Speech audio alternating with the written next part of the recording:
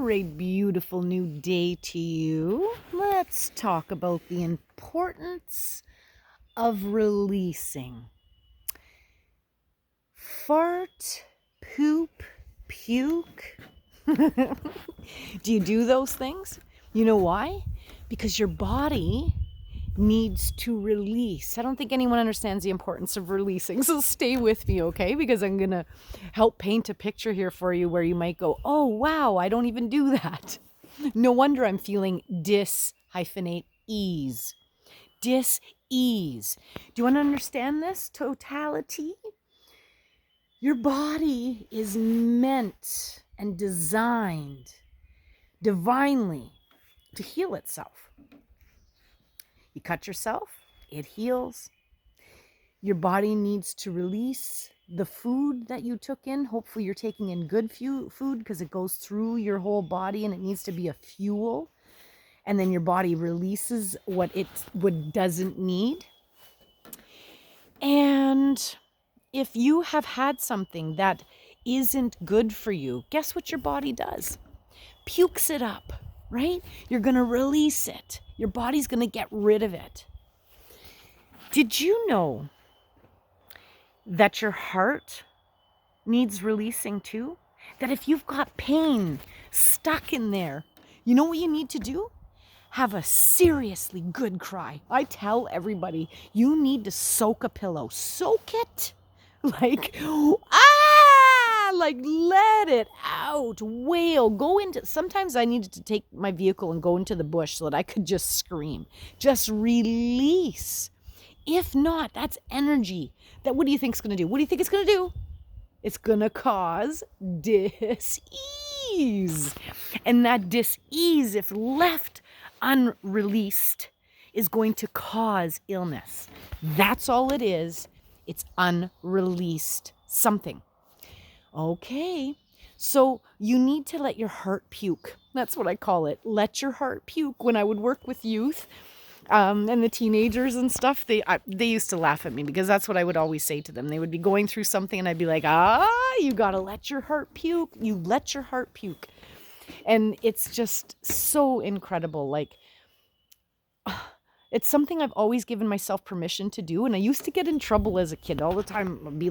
I'd get in trouble like, what are you crying for? My dad would be, he didn't understand. But I need to release that. I don't want to say anything negative. See what happens? As soon as I say something negative, I get choked up. So anyways, but we all were, right? Because we are taught to suck it up. That's very old school. And I think that's the clarity in this message, that we're not supposed to suck anything up anymore. We're supposed to know how to let it go. And so please do take the time to recognize what needs to be released within you, okay? You need to know when something is festering in you and what to do about it. So crying is one way, talking about it is another, which actually, go into the link in my description. I just yesterday figured out how to create a calendar and a link to provide one-on-one, heart-to-heart conversations about whatever it is that you're going through in this journey you call life. You can't shock me. There ain't nothing that I can't talk to you about and help you rise and shine with. It's what I love to do. And I had someone in the comments say like, oh, you must have lived a cupcake life or found everything sparkly. And I said, you know what? Truly, I went through hell like everybody else. But I always, through the hell, wanted to see the sparkly stuff. So I just always was like, no, there's got to be another way. There's got to be, and everything in me, my instincts and my connection to source and angels, I never let that go. And I would feel it. I'd feel like, I got to do something about this. I remember at one point, my mom booked me in the mental institution when I was about 15, 16 years old or so. And they were trying to say that I had a mood disorder. And I was like, you know what? I'm coming from an environment where I'm surrounded by mentally ill people. I don't have anybody trying to teach me how to handle my emotions as a teenager, how to handle my hormones, how to handle all this change. I have no reason to not have my mood affected. So I remember telling the doctor, like, keep your meds and just teach me how to handle what I'm going through, and then my mood won't be affected, or take me out of this environment and I bet you I won't have my mood affected. And you know what? That's it. It's time to learn, and this is what we're all learning, how to not attach to dis-ease anymore and not allow the system to tell us that there's something wrong. We know that there is something wrong. Now we need to learn what to do about it. And we are magical. We can heal from anything. I truly believe that. And you know what? What's awesome now is that, okay, science is starting to talk about it too, like quantum physics, right? The mind, body, soul, your mind and body coherence. Joe Dispenza, if you don't know who that is, check it out.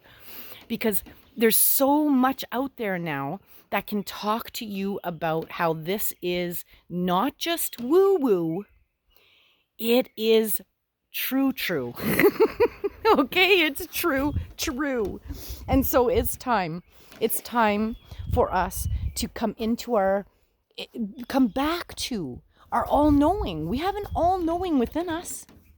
You know it, because when you hear something or when you feel something, that's how you know it's true, because it just resonates.